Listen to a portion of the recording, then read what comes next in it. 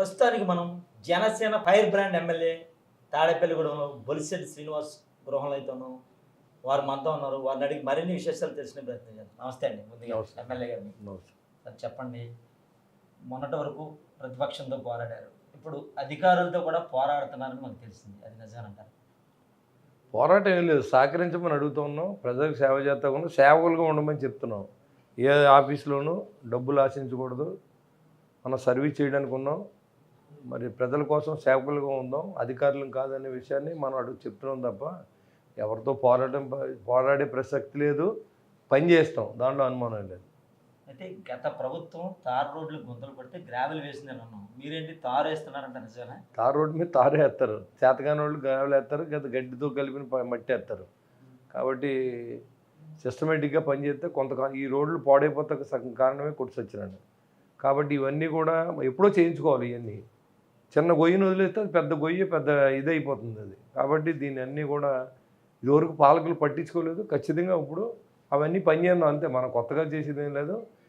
Permanent రోడ్ల కోసం ఇప్పుడున్న ప్రభుత్వం పూర్తిగా దివాళా కోరుతనం చేసి వెళ్ళిపోయిన పాత ముఖ్యమంత్రి ఇవాళ చూసుకుంటే ఎక్కడా కూడా శూన్యం, డబ్బు లేదు. అయినప్పుడు కూడా ప్రజలు ఇబ్బంది పడుతున్నారు. వర్షాకాలం వస్తే ఇంకా ఇబ్బంది పడతారని చెప్పి ముందు జాగ్రత్త చర్యలతో దాదాపు 10 లక్షల ఖర్చుతో అవన్నీ కూడా కాంట్రాక్టర్లను ఒప్పించి పని చేస్తూ ఉన్నాం. అయితే ముఖ్యంగా అంటే నిన్నగాక మొన్న మీరు ఎమ్మెల్యేగా వచ్చారు, మిమ్మల్ని అడగొచ్చు అడగకూడదు. ప్రధానంగా తాడేపల్లిలో కొద్దిగా నీటి కొరత అనేది ఉంది. అది ఒక స్టోరేజ్ కూడా ఆగింది. దాని గురించి మీరు ఎలా ప్రణాళికలు రూపొందిస్తారు? రెండో ఎస్ఎస్ ట్యాంక్ని సంవత్సరం నుంచి 2 సంవత్సరాల లోపల ఈ ప్రజలకు అంకితం చేస్తాం. రెండో ఎస్ఎస్ ట్యాంక్ కట్టిసి తీరుతాం, దాంట్లో అనుమానం లేదు. నీటి కొరత పోవాలంటే థర్డ్ ఫిల్టర్ పెట్టి తయారవుతుంది. అది అవ్వాలంటే ఇంకా డబ్బు కొరత ఉంది. ఆ డబ్బు కేంద్ర ప్రభుత్వం వాటా వచ్చింది, మున్సిపాలిటీలు ఇచ్చినాయి. ఇంకా రాష్ట్ర ప్రభుత్వం వాటా కింద డబ్బు రావాల్సి ఉంది. రాష్ట్ర ప్రభుత్వంలో డబ్బు లేదు కాబట్టి ఇవాళ అది ఆగింది. పైగా ఇంకొకటి, జగన్మోహన్ రెడ్డి గారు మాట్లాడుతూ ఉన్నారు, నాకు చాలా ఆశ్చర్యంగా ఉందన్నమాట. నన్ను ఎందుకు ఓడించారో నాకు అర్థం అవ్వట్లేదు. 40% మంది నాతోనే ఉన్నారు, 40% నేను ఎన్నో అన్ని పథకాలు బోల్డని ఇచ్చాను, నవరత్నాలు ఇచ్చానని. ఎందుకు ఓడించారంటే ఇవన్నీ కూడా మీ అవినీతి అర్థమైపోయింది. లిక్కర్లోను, ఇసుకలోను, బిస్కెట్లు, చాక్లెట్లు ప్రజలకేసి కొండలు మింగేసినటువంటి అధికారులు ఈ యొక్క అధికార పార్టీని సాగనంపే ఉద్దేశం అర్థమైంది. కాబట్టి నేను ఇంకా నమ్మరు జగన్మోహన్ రెడ్డి గారు. పూర్తిగా ఇదంతా కూడా మోసపూరితమైనటువంటి మీ మాట నమ్మే పరిస్థితి ప్రజలు లేరు. ఇంకా నటించొద్దు. మీ అందరూ కూడా మమ్మల్ని ఎందుకు ఓడించో తెలియదా? డబ్బు తీసుకున్నప్పుడు తెలియదా? డబ్బులు కంటైనర్లు వెళ్ళిపోయినప్పుడు తెలియదా? డబ్బులు కోట్లాది రూపాయలు దోచుకున్నప్పుడు తెలియదా? రాష్ట్రాన్ని అప్పులు పాలు చేసిన విషయం తెలియదా? అయితే మీ ఉమ్మడి ప్రభుత్వం మీద జగన్మోహన్ రెడ్డి నన్ను ప్రమాణ స్వీకారం చేసే రోజు కించిపరిచారు, ఇటు పవన్ కళ్యాణ్ కావచ్చు, స్పీకర్ కావచ్చు అని వ్యాఖ్యలు అయితే చేశారు. దాని మీద మీ సమాధానం? మధ్యస్థిమితం లేదేమో అనుకుంటున్నాను. ఎందుకంటే నేను కూడా సభలో ఉన్నాను. అతని గురించి ఎవరో కామెంట్ చేయలేదు. అతను నమస్కారం పెట్టారు, తిరిగి ప్రతి నమస్కారం చేశారు. ఇంకా ఆయనకి వెళ్ళి రెడ్ కార్పెట్ వేసి వీళ్ళకి దోపిడీ చేస్తే రాష్ట్రం రెడ్ కార్పెట్ వేస్తారా ఏంటి? దాంట్లో ఎవరైనా అతని వాళ్ళు ఇబ్బంది పడేవాళ్ళని కామెంట్ చేశారేమో జనసేన పార్టీ తరఫున. మేము ఎవరో కామెంట్ చేయలేదు. అతను నమస్కారం కనుక ప్రతి నమస్కారం పెడతారు, అంతే. అది కూడా కాకుండా ఆల్ఫాబెటికల్ అయితే ఆఖరి దాకా ఉండాలి ఆయన. కానీ ఆల్ఫాబెటికల్ లేకుండానే ఆయనకి ప్రయారిటీ ఇచ్చి ప్రమాణకం చేస్తే వెళ్ళిపోయాడు సభలో. అయితే ప్రతిపక్ష హోదా నాకు ఇవ్వలేదని కూడా ఆయన చెప్తున్నారు. ఎందుకు ఇస్తారు? ప్రతిపక్షంగా ఒక రూల్ ఉంటుంది, 18 సీట్లైనా మినిమం వస్తేనే కానీ ప్రతిపక్ష హోదా ఎవరని చెప్పేది చట్టం చెప్తుంది, అది నేను చెప్తలేదు. కాబట్టి అది దాన్ని మీరు అలా అడగకూడదు. దానికి అలా అడిగి లేదు. అది ఇవ్వాలంటే ప్రతిపక్ష హోదా ఇవ్వాలంటే అన్ని సీట్లు రావాలి కదా, అది వస్తేనే వస్తుంది. ఇదివరకు ఇతనే అన్నాడు, నీకు నేను తలుచుకుంటే ప్రతిపక్ష హోదా కూడా లేకుండా చేసేస్తానని. గతంలో జగన్మోహన్ రెడ్డి జనసేన పార్టీ ఉండదు, విలీనం అయిపోద్ది అని చెప్పాడు. ఇప్పుడు ఇతను వెళ్ళి బెంగళూరు ప్యాలెస్లో కర్ణాటక ముఖ్యమంత్రితో కాంగ్రెస్లో కలుపుతానని అయితే మనకైతే సోషల్ మీడియా ద్వారా ఉన్నాయి. అసలు ఎలా చూడొచ్చు అంటారు? మిమ్మల్ని ఏమో మీ పార్టీ ఉండదు అన్నారు, లాస్ట్కి ఆయన పార్టీ మనుగుడు లేకుండా అయిపోయిందని వచ్చి అంటారా?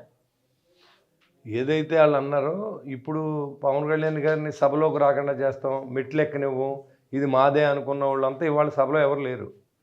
ప్రజలు ఎవరు పంపాలన్నా, ఎవరు ఓడిపోవాలన్నా, ఎవరు గెలవాలన్నా ప్రజలు ఓట్లు వేయాలి, నాయకులు పంపలేరు ఇంటికి. కాబట్టి దాని గురించి ఎక్కువగా మాట్లాడితే ఫలితం అలా ఉంటుంది. ఇవాళ మనకి మంచి ఫలితాలు ఇచ్చారు కాబట్టి మరింత బాధ్యతగా వ్యవహరించవలసిన అవసరం మాకుందని మేము అభిప్రాయపడుతున్నాం. ఇంకా వాళ్ళ గురించి మాకు అనవసరం. ఈ సైడ్ ట్రాక్లోకి వెళ్ళదలుచుకోలేదు. ఏదైనా అభివృద్ధి జయంగా పనిచేసే ముఖ్యమంత్రి పవన్ కళ్యాణ్ గారు. వాళ్ళతో పాటుగా మా టీం, ఈ టీం అంతా కూడా టీం వర్క్ చేసి రాష్ట్రాన్ని అభివృద్ధి చేయాలి. ఇవాళ రాష్ట్రం అప్పుల పాలైంది. ఇవాళ ఒక్క రూపాయి కూడా ఏ డిపార్ట్మెంట్ లేదు. ఆఖరి లెక్కర్ మీద కూడా 2,700 కోట్ల రూపాయలు అప్పు తెచ్చారు. ఆ సిస్టమ్ పాలసీ తీయాలన్నా కూడా పెద్ద ప్రాబ్లంగా ఉంది ఇప్పుడు.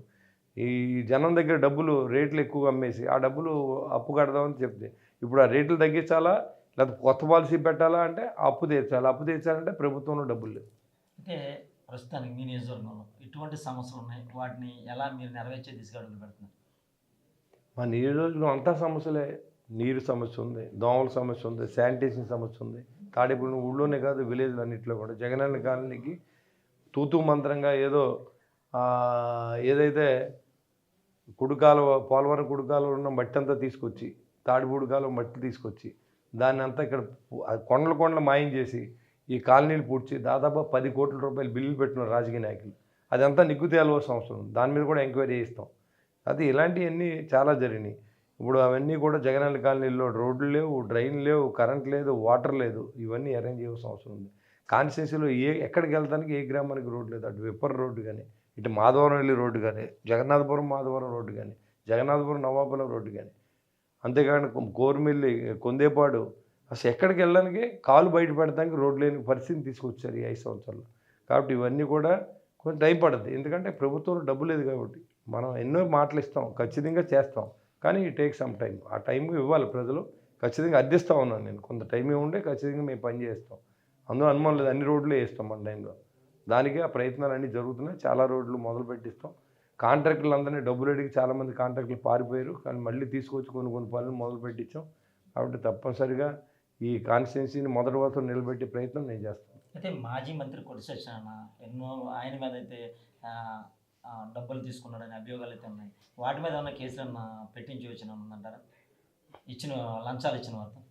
ఇప్పుడు ఉద్యోగస్తులు లంచం తీసుకుంటే దానికి ఒక టెస్ట్ ఉంటుంది. రాజకీయ నాయకులు లంచం తీసుకుంటే 4 గదుల మధ్యలో దాన్ని ప్రూవ్ చేయాలంటే వాళ్ళ అంతరాత్మకు వదిలేదు తప్ప మనం ప్రూవ్ చేయడానికి మన దగ్గర అభియోగాలు ఉంటాయి. అందుకే అంటాం, దేవుడిని నమ్మి నువ్వు ఒట్టేరా బాబు, నువ్వు ఎప్పుడైనా వచ్చి నేను ఏ తప్పు చేయలేదని నీకు ఏం ఉండదని ఇప్పుడు ముందు నుంచి చెప్పాం.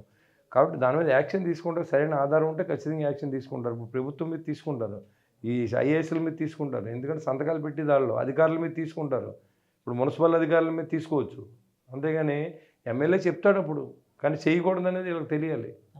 ఏది పడితే చేసుకుంటే అయితే పర్యవేక్షణ అధికారులు పోతారు. నా నియోజకవర్గం అభివృద్ధి ధ్యేయంగా నేను పనిచేస్తాను, ఏ అధికారులు లంచం తీసుకున్నా క్షమించే ప్రసక్తే లేదని బొలిశెట్టి శ్రీనివాస్ అయితే మనతో చెప్తున్నారు. కెమెరామెన్ చందుతో పుండరి, ఉమ్మడి పశ్చిమ గోదావరి.